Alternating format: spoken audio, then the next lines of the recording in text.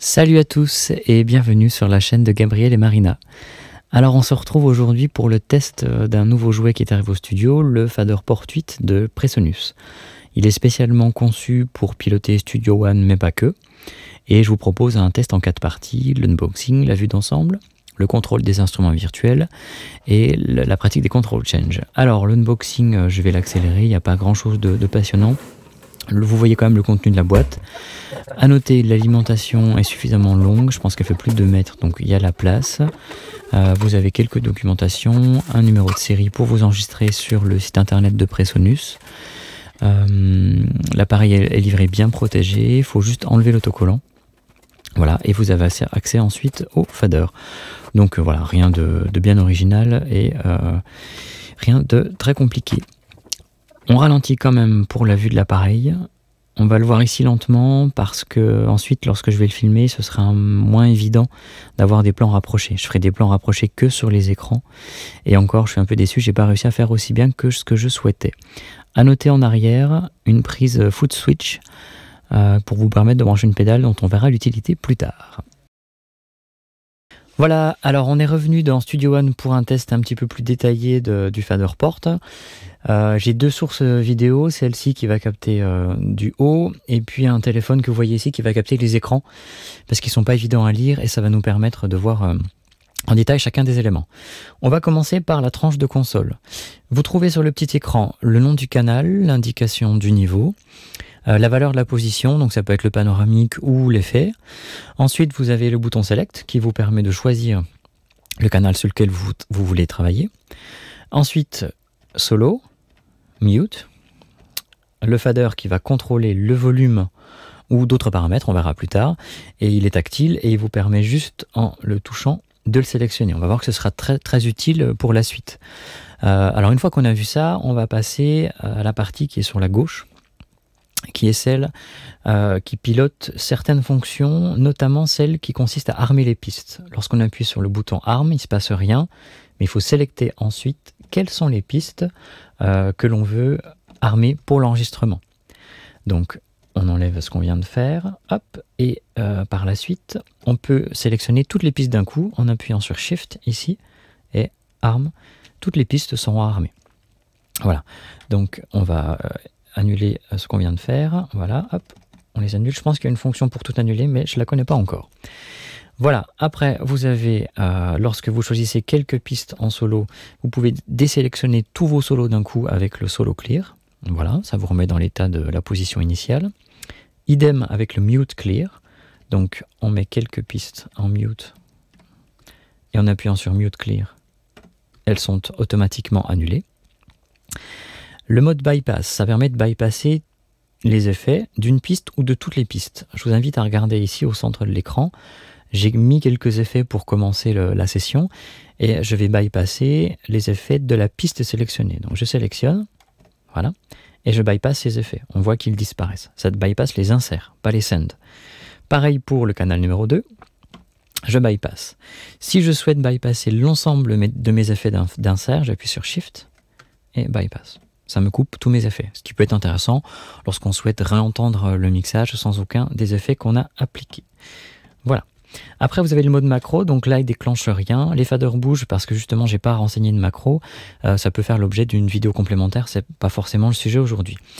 Vous avez le bouton Link, qui est un bouton assez sympathique. Lorsque l'on ouvre un effet, toute action qui se situe sous votre souris pourra être contrôlée par l'appareil. On va regarder ça, Link.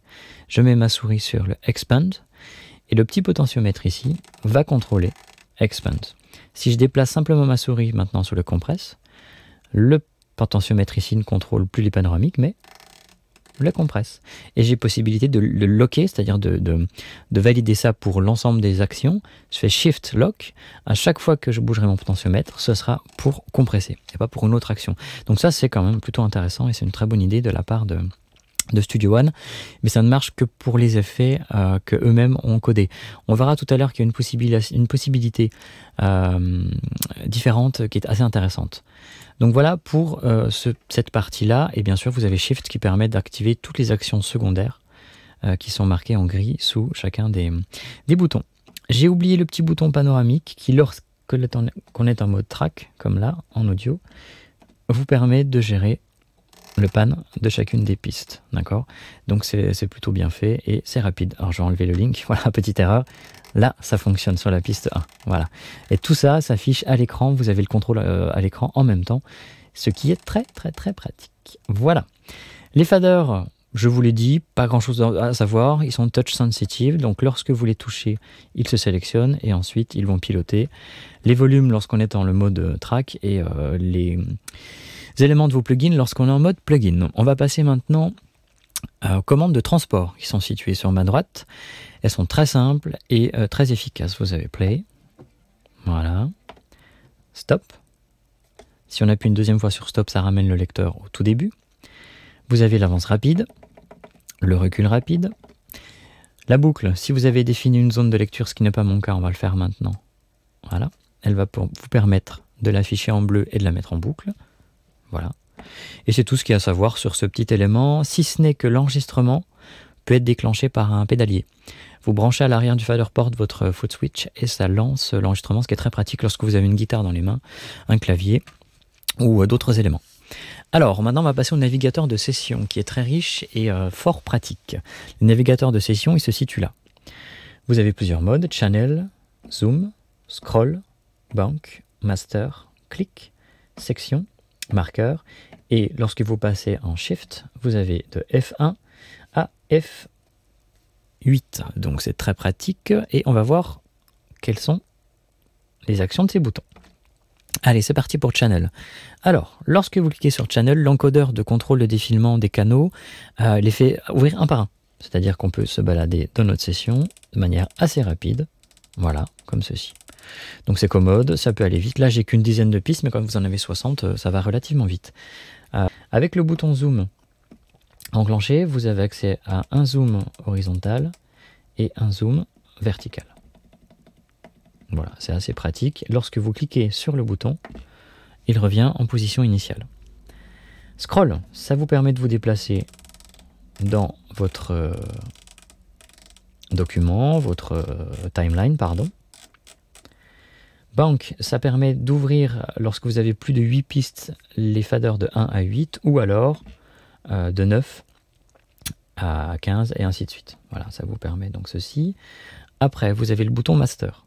Alors, le bouton Master vous permet de piloter le volume de la sortie générale à l'aide de votre jog, ou tout simplement de revenir à 0 en cliquant dessus.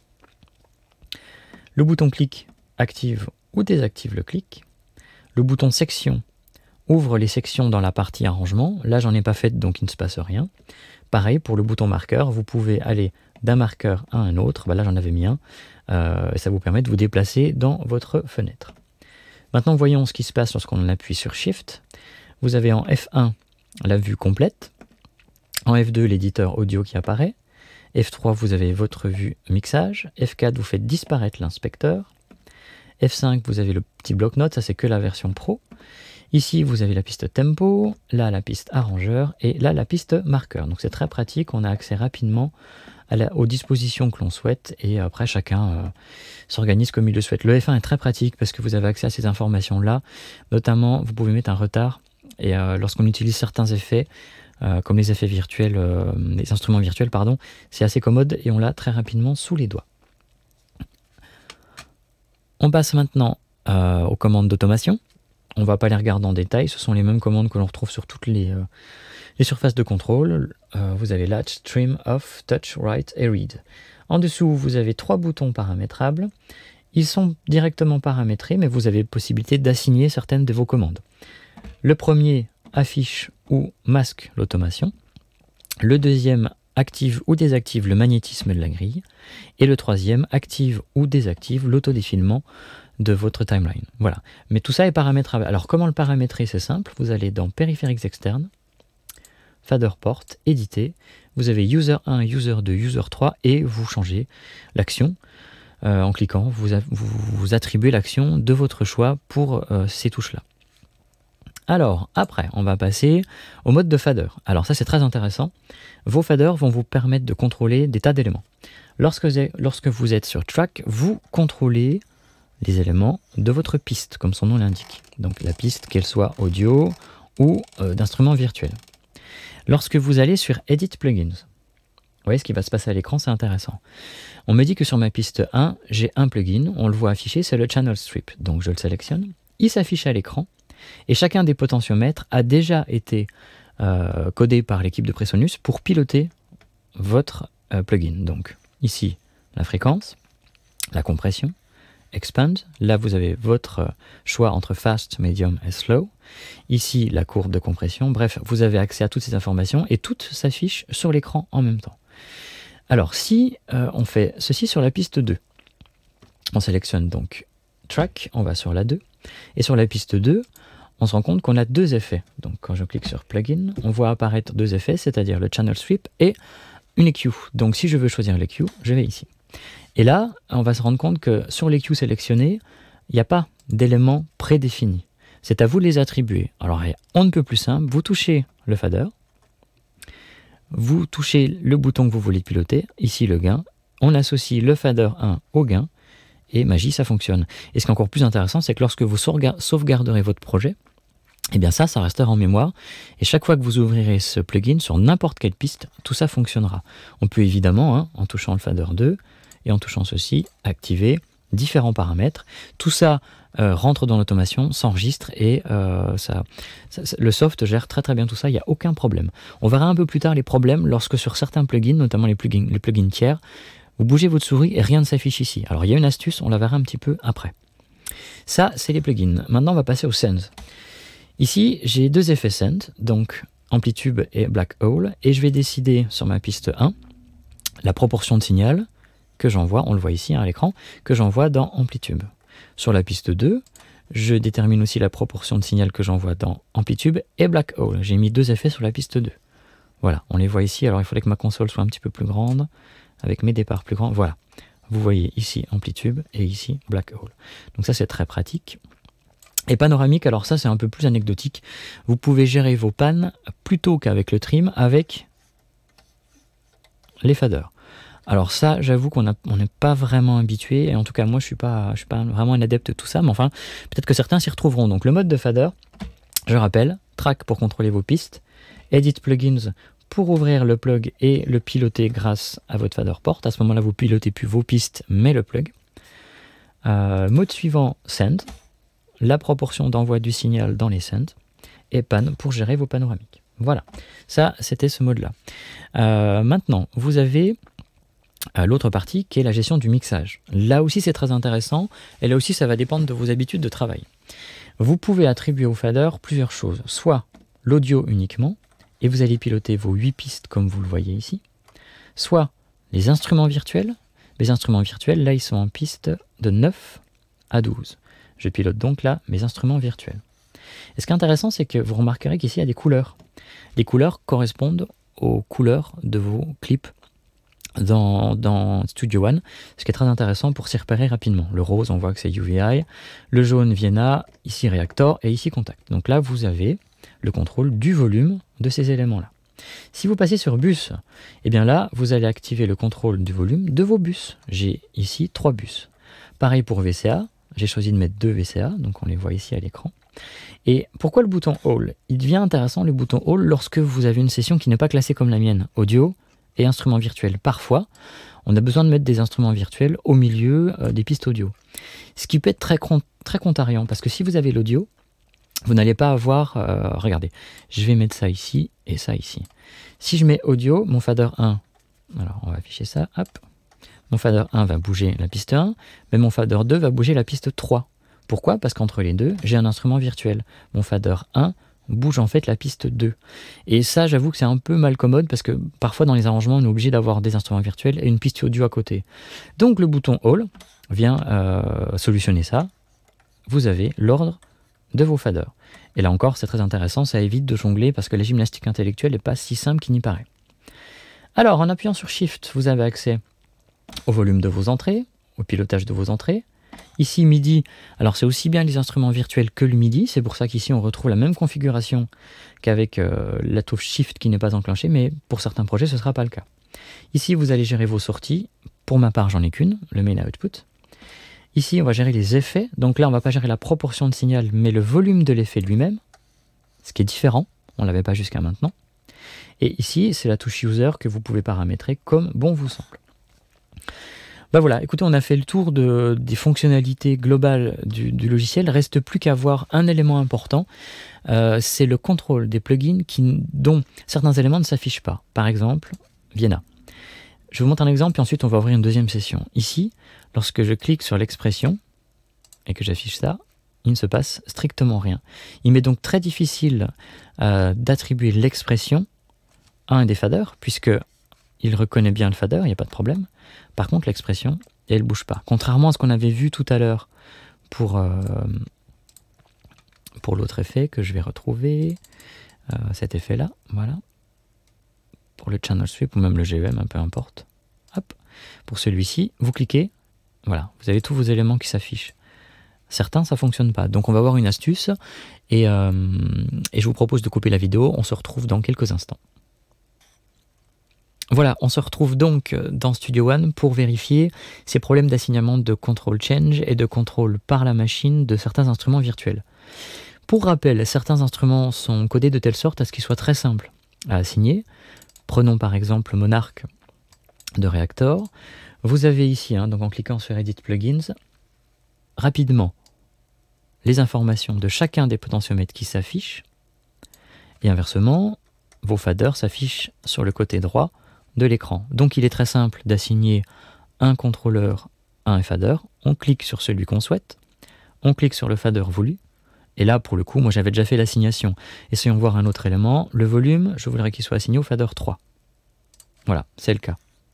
Et vous avez sur le contrôle de l'écran, que vous voyez sur la droite de votre écran à vous, et vous avez la valeur des éléments que vous modifiez en temps réel sur votre écran de contrôle du fader port, ce qui est quand même super pratique, très commode et facile à faire. L'inconvénient, c'est que certains logiciels ne sont pas aussi bien codés et vous avez beaucoup de mal à attribuer. Prenons par exemple Vienna.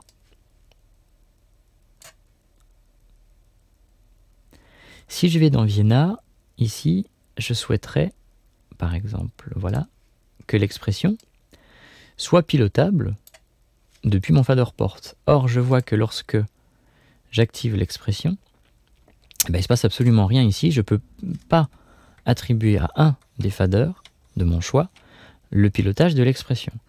Là, il nous faut donc avoir recours à une petite astuce. Vous allez vous rendre ici et on va afficher ou masquer l'automation. Une fois affiché, on va y ajouter des paramètres. Dans mon cas, l'expression. Donc je vais chercher l'expression. La voici maintenant contrôlée par le logiciel. Ici, je vais indiquer qu'au passage de souris, l'ordinateur doit choisir des choses. Et lorsque je clique sur l'expression, il choisit l'expression. À partir de là, la suite est assez simple. Vous ouvrez votre vue mixeur, périphérique externe. On va chercher l'édition du fader port. Voilà. On repasse la main sur l'expression. Pardon. Voilà. Et vous allez venir glisser l'expression sur le fader 1. Et cette fois-ci, en retournant dans Vienna, vous avez la possibilité d'attribuer l'expression au fader 1, que voici. Donc l'astuce, elle est valable pour tous les logiciels, tous les softs qui ne comprennent pas de manière native un survol qui affiche ici l'information. Et donc c'est très pratique parce que vous allez pouvoir contrôler tout ce que vous voulez sans même vous soucier du control change finalement. Même si ici on voit dans les options que le control map de l'expression était sur le canal 11, finalement ça a peu d'importance puisqu'en réalité j'ai pu assigner à mon premier fader la modulation de l'expression.